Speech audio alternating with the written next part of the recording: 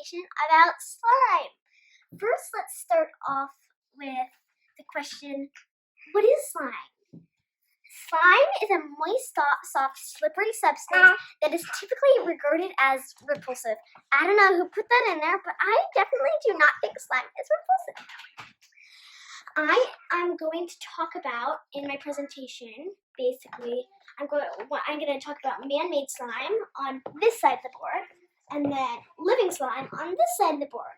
And over here is our little helper, Peter, who will be helping us take care of these slimes over here. And then under the table here is our little red Johnny, who will be crawling around during the presentation. Johnny, say hi. Can you wave to the camera? Can you say hi? Oh yeah, you wave! Yay! So let's start off with slime recipe.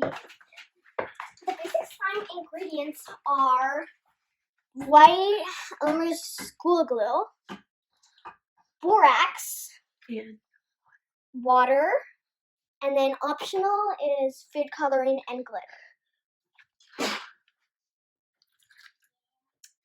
So now here are our slimes over here.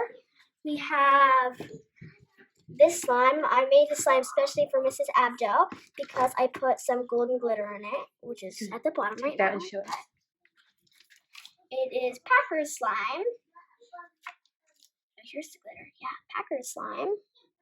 And that is for Mrs. Abdo. I also have this other Packer slime from Mrs. Abdo that is advanced Packer slime because it's fluffy slime. Take it out and show it to us.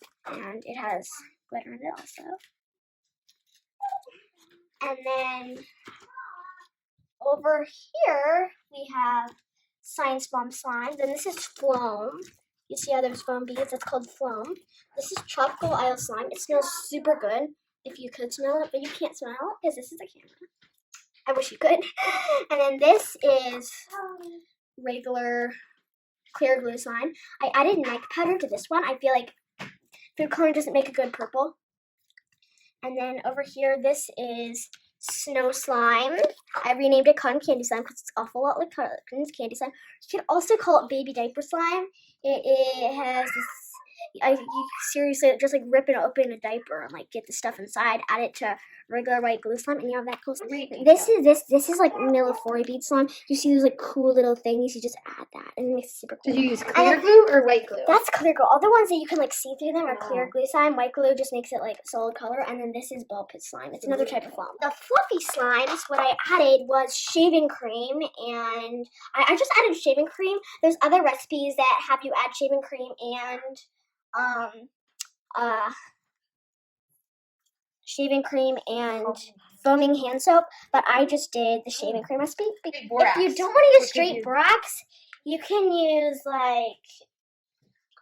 you can use contact lens solution, you can use Stapler liquid starch, you can use laundry detergent, anything with borax in it basically. First you're gonna want to see this magnetic slime. Okay, Peter. It's slime with iron fillings in it. This is like a giant magnet, so it's seriously. Do you want to make it do a snake dance? Okay, I'll try to do snake dance. It's like really funny when it does the snake dance. Oh, I don't think I can do the snake dance right now. I'm just gonna leave it like that. Okay. Peter, can you get it off there? Okay. So now we're gonna. So it's attracted to the magnet since it has metal in it. Iron fillings. Okay. It's magnetic. Okay. Now we're gonna talk about troubleshooting. My slime is too sticky. What do? If your slime is too sticky, add baking soda.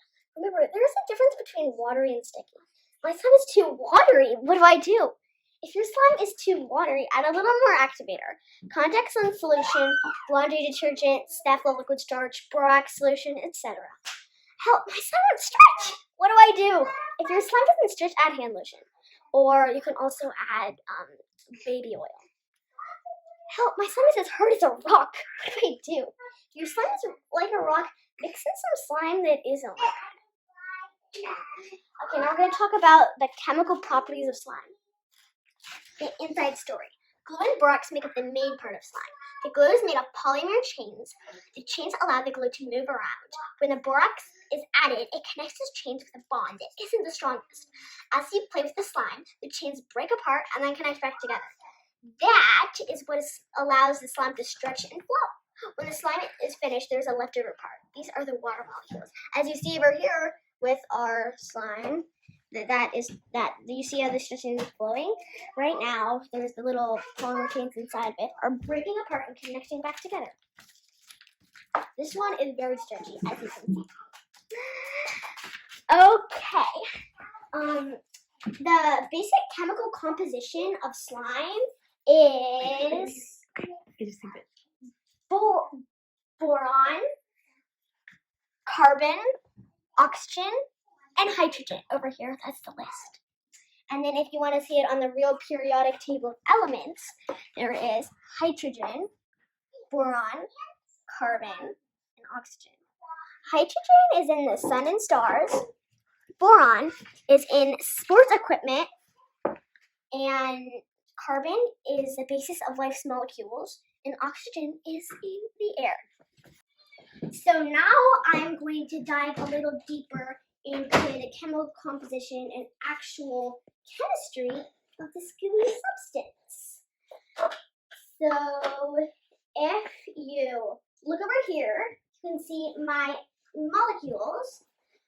We have here PVA molecules, borax molecules, and we're going to add them together to make slime and the water molecules.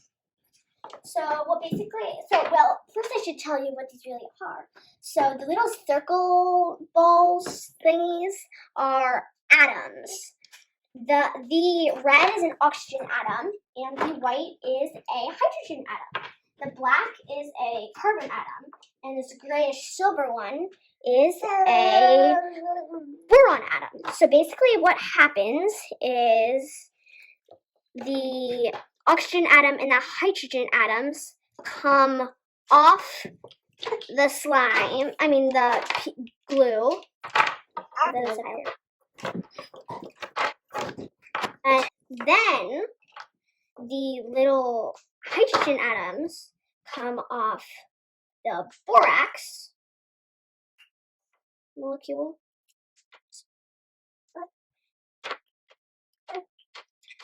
And then the borax molecules go and they connect to the empty links on the glue molecules.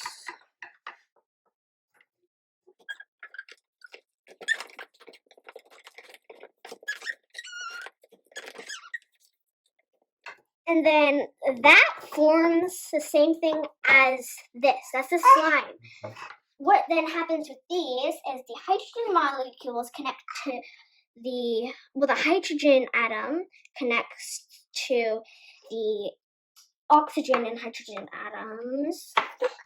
They do that with all of them. And that forms the water molecules.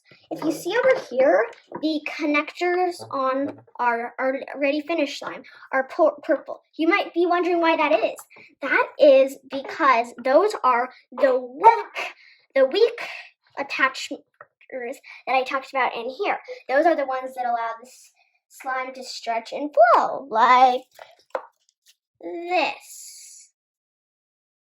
So they're weak bonds. So are they always bonded, or do they come apart sometimes?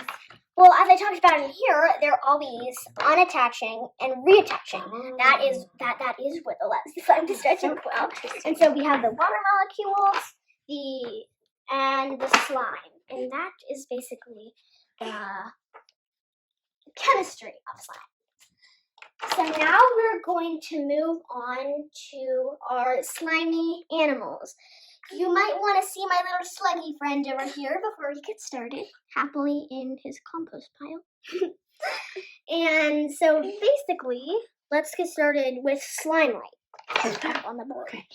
In some gloomy forests of New Zealand, you may spot chains of light sprouting from above. This is slime light. The larvae of fungus gnats produce chains with drips of glowing poisonous slime on them. Bugs notice the glow, fly over to the chain, and get caught in the sticky slime. The larva then crawls down the chain and eats the bug. Okay, now we're moving on to slug. That little sluggy friend over here. Okay. Now let's go back to the board. Slugs have slime. That slime is the same shiny stuff that you find on the ground trailing behind a slug. Slug slime is called mucus. They have two types of mucus. One type is watery and the other is sticky and thick. Slug slime is useful. Slugs use it to stick to the ground, to find food, to see where other slugs have been, and for protection. As you see over here, there's a little snail. We have a picture of a snail also. Snails are actually not types of slugs, but they are like related to slugs.